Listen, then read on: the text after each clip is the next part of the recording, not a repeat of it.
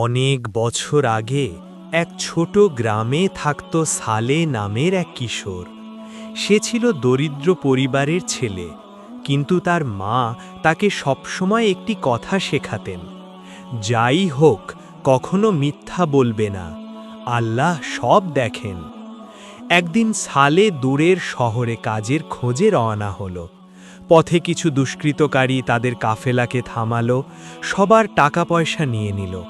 তারপর তারা সালেহকে জিজ্ঞেস করল, তোর কাছে কিছু আছে? সালে ভয় পেয়েছিল, কিন্তু মায়ের কথা মনে পড়ল। সে বলল, হ্যাঁ, আমার কাপড়ের ভেতর 40টি স্বর্ণমুদ্রা সেলাই করা আছে। ডাকাতরা অবাক হল, তারা খুঁজে সত্যিই মুদ্রা পেল। সর্দার জিজ্ঞেস করল, তুই মিথ্যা বললি না কেন? বাঁচতে পারতি। সালে কাঁদতে কাঁদতে বলল, আমি আমার মায়ের সাথে প্রতিজ্ঞা করেছি, কখনো মিথ্যা বলবো না, আমি আল্লাহকে ভয় করি। এই কথা শুনে ডাকাত সর্দারের হৃদয় কেঁপে উঠল।